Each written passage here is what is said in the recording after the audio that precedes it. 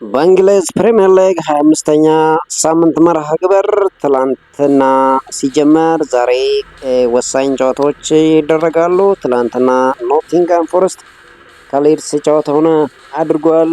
ዛሬ በጣም ብዙ ጨዋታዎች ሲደረጉ ማንቸስተር ዩናይትድ ከቶትናም ቀን 9 ሰዓት ተኩል የሚያደርጉት ጨዋታ በጉጉት ይጠበቃል። አርሰናል ከሰንደርላንድ፣ በርንማውስ ከአስቶን ቪላ፣ በርንሌ ከዌስትሃም፣ ፉላም ከኤቨርተን፣ ወልቭስ ከቼልሲ፣ ኒውካስል ዩናይትድ ከብሬንትፎርድ የሚያደርጉት ጨዋታም በጉጉት ይጠበቃል። አብዛኞቹ ጨዋታ ከምሽት 12 ሰዓት ላይ ሲደረጉ የማንቸስተር ዩናይትድ ከቶትናም ጋር የሚያደርገው ጨዋታ ቀን 9 ሰዓት ተኩል ሲደረግ ምሽት 2 ሰዓት ተኩል ላይ ኒውካስል ዩናይትድ ከብሬንትፎርድ ጨዋታውን ያደርጋል።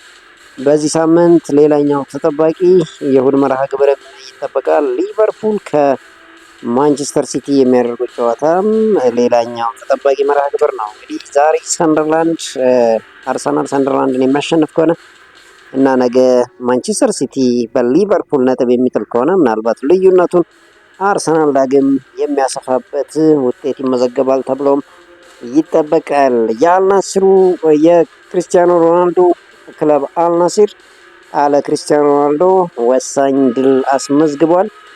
እንግዲህ የአልናሲር ደጋፊዎች በጨዋታው በሰባተኛው ደቂቃ ለክርስቲያኖ ሮናልዶ ያላቸውን ድጋፍ አሳይተዋል። ስለዚህ የምነግራችሁ ነገር አለ። በሪያል ማድሪድ ቤት የሮድሪጎ ጉዝ ጉዳት ጉዳይ እነግራችኋለን። ይህ ተጫዋች ጉዳት አጋጥሞታል። የኮፓ ዴላሬ የግማሽ ፍጻሜ ድልድልም ይፋ ሆኗል። ስለዚህ የምነግራችሁ ነገር አለ። የቀድሞው የሪያል ማድሪድ ተጫዋች ሀሜስ ሮድሪጌዝ አዲስ ክለብ ተቀላቅሏል። ብዙ ክለቦች በፕሪሚየር ሊጉ የወርሃ ጥር ምርጥ ተጫዋቻቸውን ይፋ እያደረጉ ይገኛል። በአርሰናል ቤት አጥቂው ቪክተር ዮኬሬስ የወርሃ ጥር የአርሰናል ምርጥ ተጫዋች በመባል መመረጥ ችለዋል። ስለዚህም የምነግራችሁ ነገር አለ። በብዛት የዛሬ የማንቸስተር ዩናይትድ እና የቶትናም ጨዋታም ምን ይመስላል የሚለውን የምነግራችሁ ነገር አለ። ምናልባት ቡካዮ ሳካ ከአርሰናል ጨዋታ ዛሬም ውጪ የሚሆንበት እድል እንዳለ አሰልጣኝ ማይክል አርቴታ የተናገሩበት ሌላኛው የአርሰናል ቤት ዜና ነው። የሊቨርፑሉ አሰልጣኝ አርኔ ስሎት እንዲሁም የማንቸስተር ሲቲው ፔፕ ጋርዲዮላ ከነገው ተጠባቂ ጨዋታ በፊት አስተያየታቸውን ሰጥተዋል። ስለዚህም የምንነግራችሁ ነገር አለ። ለማንቸስተር ሲቲ ጆን ስቶንስ ወደ ልምምድ መመለሱ እየተነገረ ይገኛል። ይሄ መልካም ዜና ነው። የቨርጂል ቫንዳይክ ጉዳይም አለ። ስለዚህ የምንነግራችሁ ነገር ይኖራል። ውድ የቻናላችን ተከታታዮች ቻናላችን ሰብስክራይብ፣ ቪዲዮአችንን ላይክ በማድረግ ጀምሮ በቅድሚያም አጫጭር ዜናዎችን አስታውሳችሁ የክርስቲያኖ ክለብ አልናሲር ወሳኝ ድል አሳክቷል። በሳውዲ አረቢያ ሊግ አልናሲር ከአልኢታድ ጋር ያደረገውን መርሃ ግብር 2-0 ማሸነፍ ችሏል። የአልናስርን የማሸነፊያ ግቦች አንጄሌ እንዲሁም ሰይዶ ማኔ በፍጹም ቅጣት ምት ማስቆጠር ችለዋል። እንግዲህ በጨዋታው የአልናሲር ደጋፊዎች በሰባተኛው ደቂቃ ለክርስቲያኖ ሮናልዶ ያላቸውን ድጋፍ አሳይተዋል። እንግዲህ ክርስቲያኖ ሮናልዶ ለክለቡ እየተደረገ ያለው ድጋፍ አነስተኛ ነው በማለት ሰሞኑን አልጫወትም አድማ ላይ መሆኑ ይታወሳል። እንግዲህ ይህንንም በማስመልከት ደጋፊዎቹ ለጨዋታው ያላቸውን አድናቆት በደማቅ ሁኔታ ሰባተኛው ደቂቃ ላይ የክርስቲያኖ ሮናልዶን ባነር በመያዝ ድጋፋቸውን አሳይተዋል። አልናሲር እንግዲህ ማሸነፉን ተከትሎ ከሊጉ መሪ አልሂላል ያለውን የነጥብ ልዩነት ወደ 1 ማጥበብ የቻለበትን ውጤት አስመዝግቧል። አልሂላል በ50 ነጥብ ደረጃውን ሲመራው አልናሲር በ49 ነጥብ ይከተላል። አልሂላል በ47 ነጥብ ሶስተኛ ደረጃ ላይ ይገኛል። ሌላው የሮድሪጎ ጉዝን ጉዳይ እናገኛለን። ብራዚላዊ የሪያል ማድሪድ የፊት መስመር ተጫዋች ሮድሪጎ በቀኝ እግሩ ላይ ጉዳት እንዳጋጠመው ተነግሯል። ይህንንም ተከትሎ ሮድሪጎ እስከ 10 ቀናት ከሜዳ ሊርቅ እንደሚችል እየተገለጸ ይገኛል። ሮድሪጎ በጉዳት ምክንያት ሪያል ማድሪድ በቀጣይ ከአላቬዝ እንዲሁም ከሪያል ሶሲዳድ ጋር የሚያደርገው ጨዋታ ያመልጠዋል ተብሎ ይጠበቃል። ሀሜስ ሮድሪጌዝ ሌላ አዲስ ክለብ እንዳገኘ እየተነገረ ይገኛል። ኮሎምቢያዊ አማካይ ሀሜስ ሮድሪጌዝ የአሜሪካ ሜጀር ሊግ ሶከሩን ክለብ ሚኔሶታ ዩናይትድን ተቀላቅሏል። ሀሜስ ሚኔሶታ ዩናይትድን እስከ 2026 ሐምሌ ወር መቀላቀሉ ይፋ ተደርጓል። ሀሜስ ሮድሪጌዝ በእግር ኳስ ሕይወቱ 13ኛ ክለብን መቀላቀል ችሏል። እንግዲህ ብዙ ክለቦች የወርሃ ጥር ምርጥ ተጫዋቻቸውን ይፋ እያደረጉ ይገኛል። እንግዲህ በአርሰናል ቤት የወርሃ ጥር ምርጥ ተጫዋቻቸውን ይፋ ሲያደርጉ አጥቂያቸው ቪክተር ዮከሬስ የወርሃ ጥር የአርሰናል ምርጥ ተጫዋች በመባል መመረጥ ችሏል። ሌላው በአርሰናል ቤት የቡካዮ ሳካ ጉዳይ ይነሳል። እንግዲህ የመድፈኞች አሰልጣኝ ማይክል አርቴታ በቡካዮ ሳካ ጉዳት አስተያየት ሰጥተዋል። በቅርቡ እንደሚመለስ ተናግረዋል። ቡካዮ ሳካ በጥሩ ሁኔታ ላይ ነው፣ ተሻሽሏል ያሉት ማይክል አርቴታ በቅርቡ ከኛ ጋር ይሆናል በማለት ገልጸዋል። በሌላ በኩል ማርቲን ኦዲጋርድ ጉዳቱ የቀናት ጉዳይ ነው ያሉት አሰልጣኙ ምናልባትም በዛሬው ጨዋታ ወደ ሜዳ ሊመለስ ይችላል ሲሉ ሀሳብ ሰጥተዋል።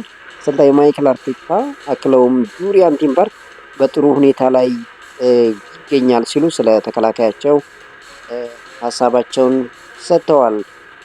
እሁድ ዕለት ዓለም ሁሉ የሚጠብቀው የሊቨርፑልና የማንቸስተር ሲቲ ጨዋታ ሲደረግ የማንቸስተር ሲቲው አሰልጣኝ ፔፕ ጋርዲዮላ የእሁድ ተጋጣሚያቸውን ሊቨርፑል አሁንም ምርጥ ቡድን ነው ሲሉ አስተያየታቸውን ሰጥተዋል። ሊቨርፑል አስደናቂ ቡድንና ምርጥ አሰልጣኝ አላቸው ያሉት ፔፕ ጋርዲዮላ ያለ ጥርጥር ምርጥ ቡድን እንደሆነ ቀጥለዋል ሲሉ ተናግረዋል። በማንቸስተር ሲቲ ቆይቴ የገጠመኝ ከባዱ ተጋጣሚ ሊቨርፑል ነው፣ በአንፊልድ ደግሞ በጣም ከባዱ ስታዲየም ነው ሲሉ ፔፕ ጋርዲዮላ አስተያየታቸውን ሰጥተዋል። በማንቸስተር ሲቲ ቤት ስንቆይ እንግዲህ እንግሊዛዊ የማንቸስተር ሲቲ ተጫዋች ጆን ስቶንስ ወደ ልምምድ መመለሱን አሰልጣኝ ፔፕ ጋርዲዮላ ገልጸዋል። ጆን ስቶንስ ትላንት ወደ ልምምድ ተመልሷል፣ ቀስ በቀስ ወደ ሜዳ ይመለሳል ሲሉ ፔፕ ጋርዲዮላ ተናግረዋል። በሌላ በኩል በርናንዶ ሲልቫ በሊቨርፑል ጨዋታ ወደ ሜዳ መመለሱን እስካሁን እንደማያውቁ አሳውቀዋል። አክለውም በጨዋታው መድረሱን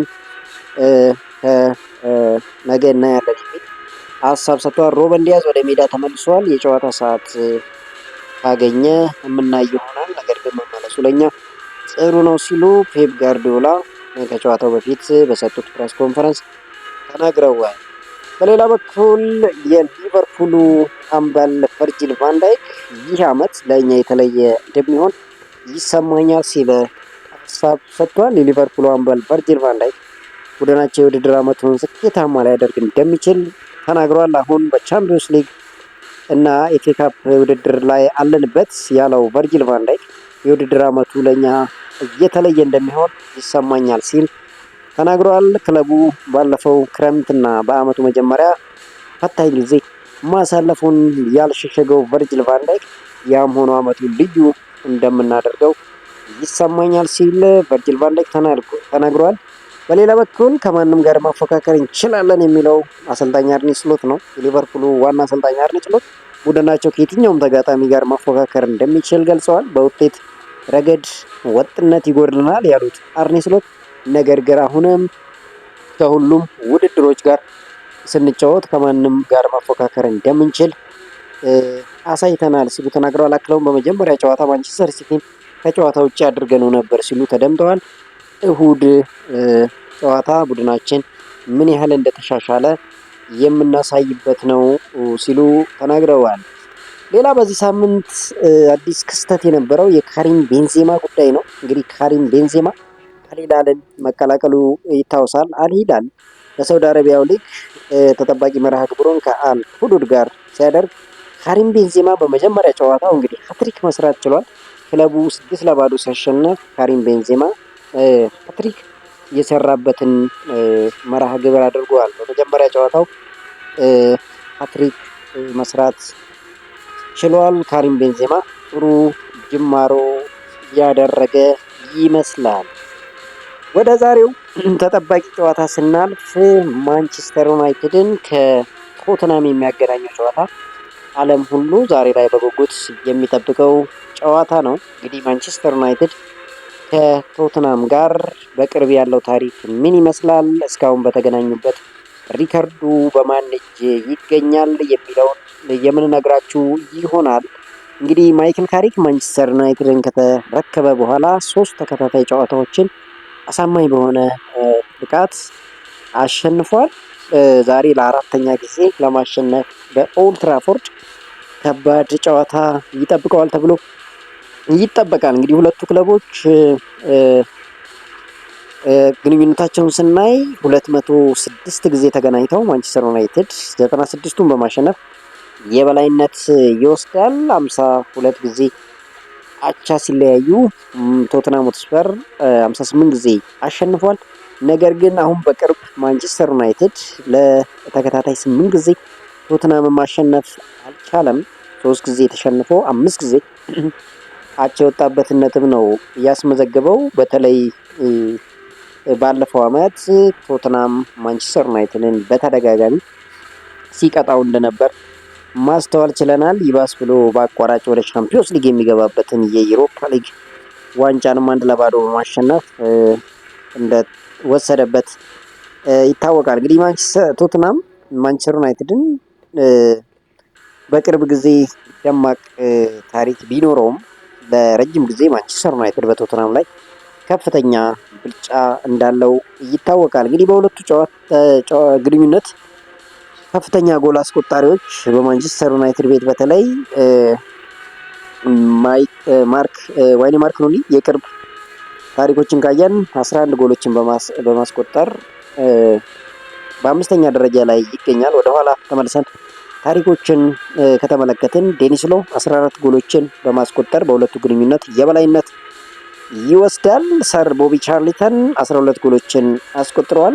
ቦቢ ስሚዝ፣ ጂሚ ግሪፕስ እንዲሁም ዋይኒ ማይክሮኒ 11 ጎሎችን በማስቆጠር ቶፕ ስኮረሮች ናቸው በሁለቱ ግንኙነት። ቶተንሃም ሆትስፐር እንግዲህ በ24-25 ማንቸስተር ዩናይትድን በኦልድ ትራፎርድ 3-0 አሸንፎታል። በዛ ጨዋታ የማይረሳው ክስተት የብሩኖ ፈርናንዴስ ቀይ ካርድ ነበር። ብሩኖ ፈርናንዴዝ በቀይ ካርድ ከወጣ በኋላ እንግዲህ ቶተንሃሞች ማንቸስተር ዩናይትድን 3-0 አሸንፈውታል። አሁን የቅርብ ግንኙነታቸውን በዚህ ዓመት ከተመለከትን በሜዳቸው 2-2 የተለያዩበት ጨዋታ የሚታወስ ነው። በተለይ የማቲያስ ዲሊት 96ኛው ደቂቃ ላይ ያስቆጠራት የአቻነት ጎል መቼም የማይረሷት ጎል እንደምትሆን እንጠብቃለን። ምክንያቱም ያን ጨዋታ ካስታወሳችሁት 1-1 ጨዋታው እስከ 90 ደቂቃ አመራ።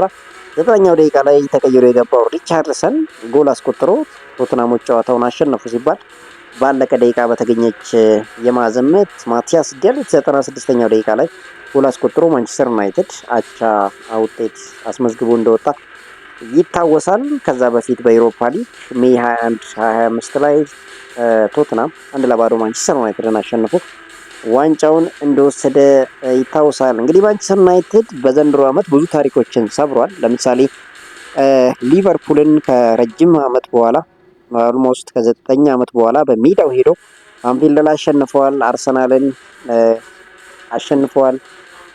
ረጅም ጊዜ ያለመሸነፍ ታሪኩን ያገረሰሰበት ድል ይጠቀሳል። ሌላው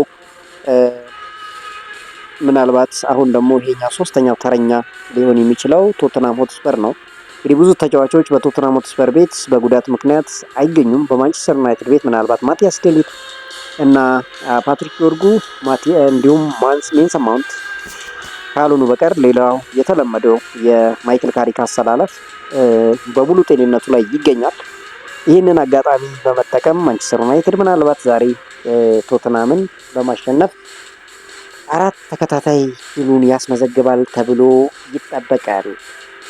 ሌሎች አጫጭር ዜናዎችን ለመመልከት ያክል ክርስቲያኖ ሮናልዶ በሪያል ማድሪድ ቆይታው 438 ጨዋታዎች እንዳደረገና 451 ጎሎችን 131 አሲስቶችን እንዳደረገ አንዳንድ ዘገባዎች ወጥተዋል። 4 ሻምፒዮንስ ሊግ፣ 3 የዩኤፋ ሱፐር ካፕ፣ 3 የዓለም ክለቦች ዋንጫ 2 የስፔን ላሊጋ፣ 2 የኮፓ ዴል ሬይ እንዲሁም 2 የስፓኒሽ ሱፐር ካፕ ዋንጫዎችን ያሳካ ሲሆን ክርስቲያኖ ሮናልዶ በሪያል ማድሪድ ቆይታው 4 የባላንዶር ማሸነፉ ተጠቅሷል።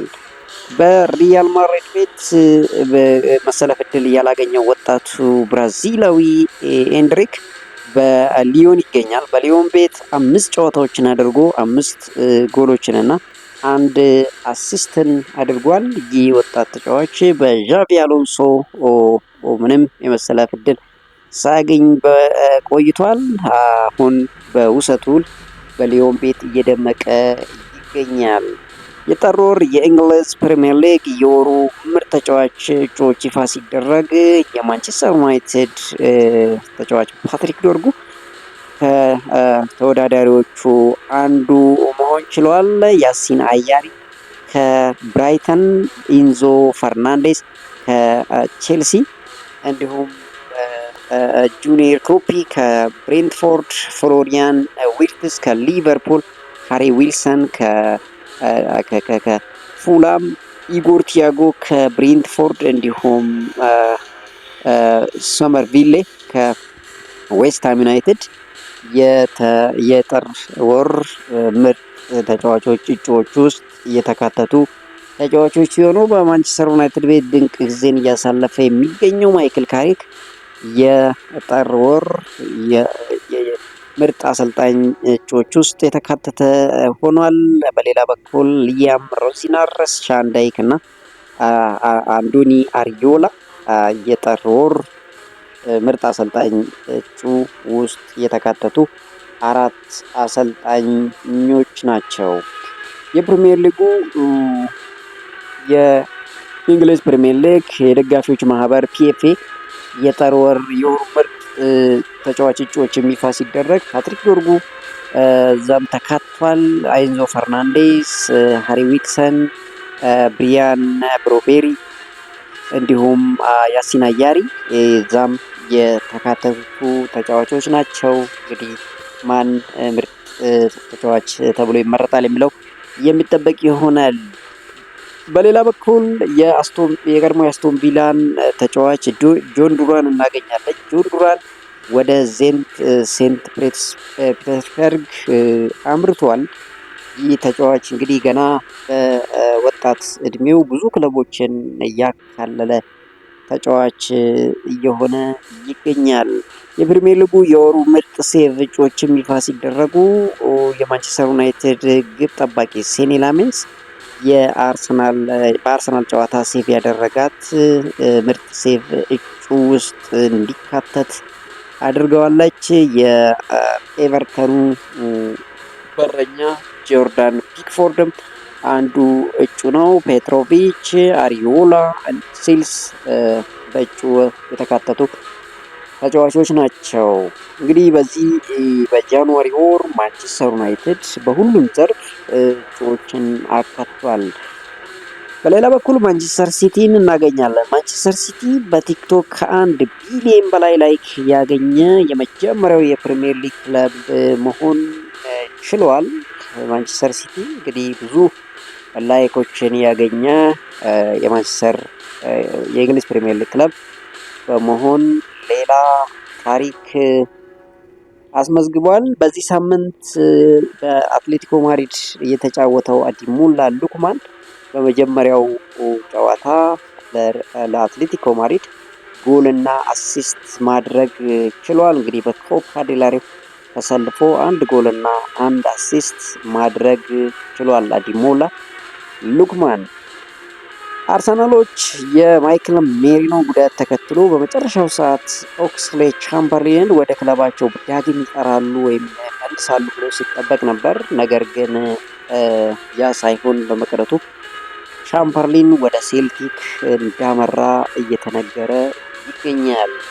ጁድ ቤሊንግሃምን እናገኛለን። እንግዲህ ጁድ ቤሊንግሃም በእንግሊዝ ፕሪሚየር ሊግ ቡድን የተረጋገጠ የቋሚነት ቦታ እንደሌለው ተነግሯል። የጨዋታ ብቃቱን በከፍተኛ ሁኔታ ካላሻሻለ በስተቀር ቶማስ ቱኬል በዓለም ዋንጫው ሞርጋን ሮጀርስን ከሱ አስቀድመው እንደሚያስጀምሩ እየተነገረ ይገኛል። እንግዲህ ጁድ ቤሊንግሃም በሪያል ማድሪድ ቤት እንደ በፊቱ ብቃቱ ላይ አይገኝም። በዚህ ምክንያት ቶማስ ቱኬል ምርጫቸው እያደረጉት እንዳልሆነ እየተነገረ ይገኛል።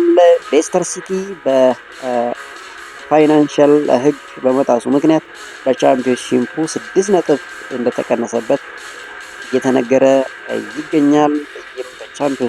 በቻምፒዮንሺፑ እየተነገረ ዜና ነው። ማይክል አርቴታ አርሰናል ወክሎ በተጫወተበት በተጫዋችነት እና በአሰልጣኝነት በዌምብሌ ስታዲየም ሽንፈት እንዳላስተናገደ እየተነገረ ይገኛል። እንግዲህ ማይክል አርቴታ ከፔፕ ጋርዲዮላ ጋር የካራባኦ ካፕ ፍጻሜ ተፋላሚ መሆኑ ታውቋል።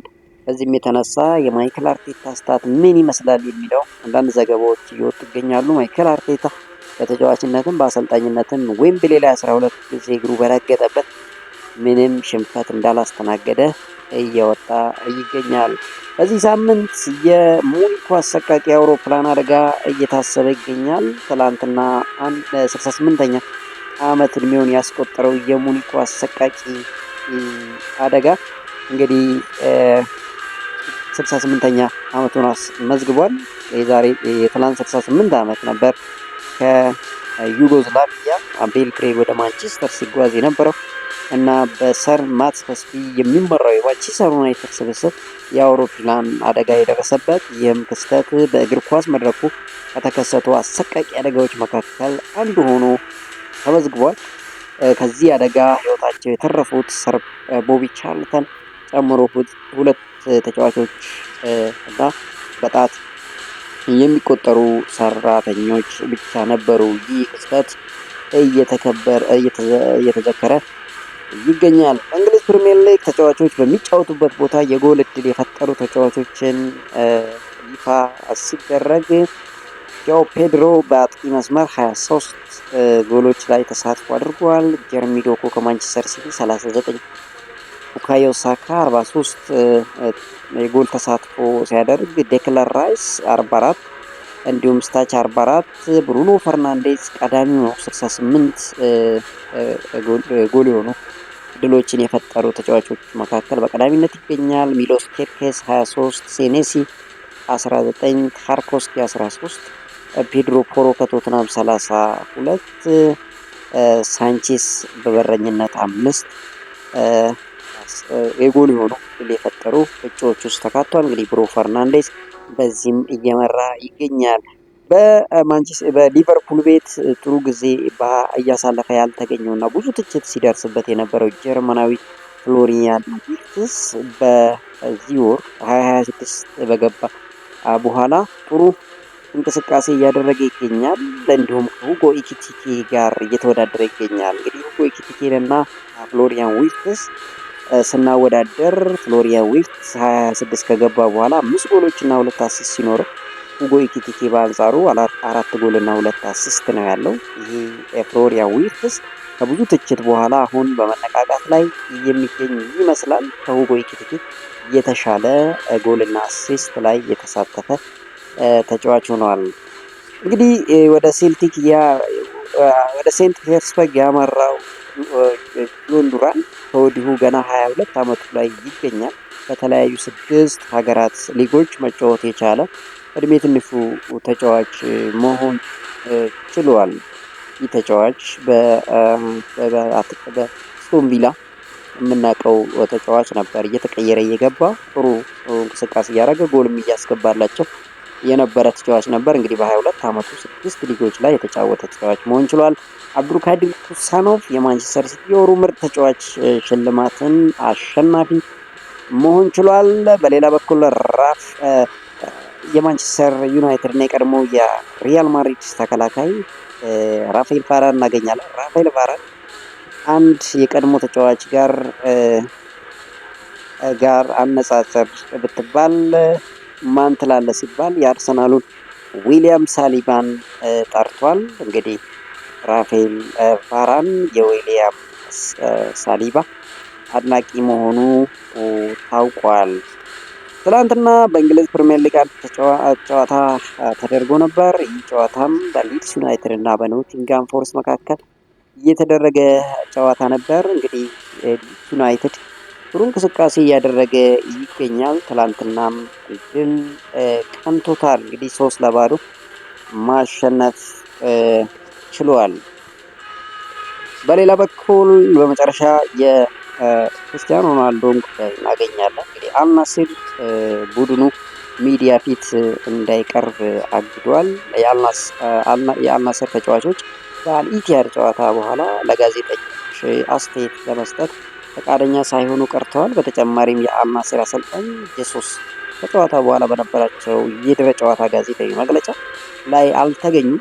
የክለቡ ተጫዋቾችና አሰልጣኝ ለሚዲያ አስተያየታቸውን ሳይሰጡ ሲቀሩ የተከታታይ ሁለተኛ ጨዋታ መሆኑ እየተዘገበ ይገኛል። የአልናስር የበላይ አስተዳደር የክለቡ ተጫዋቾችና አሰልጣኝ አስተያየት እንዳይሰጡ መከልከላቸውን አግደው መሆኑ እየተዘገበ ይገኛል። እንግዲህ ክርስቲያኖ ሮናልዶ በአልናስር ቤት ያለው ቆይታ አጠራጣሪ ውስጥ የገባበትና የወደቀበት ጊዜ ላይ እንገኛለን። እንግዲህ ክርስቲያኖ ሮናልዶ ምናልባትም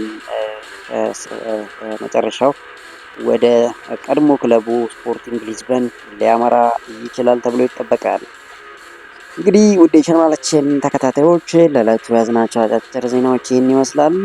ቻናላችን ሰብስክራይብ፣ ቪዲዮዎችን ላይክ በማድረግ ቶትናም ከማንቸስተር ዩናይትድ የሚያደርጉትን ጨዋታ ማን ያሸንፋል የሚለውን በኮመንት ሴክሽን ግምታችሁን ልታጋሩን ትችላላችሁ። ለሚደግፉት ክለብ ሁሉ መልካም እድል እመኛለሁ። መልካም ቀን እንዲሆንላችሁ ከወዲሁ በመመኘት ተሰናበቷችሁ። መልካም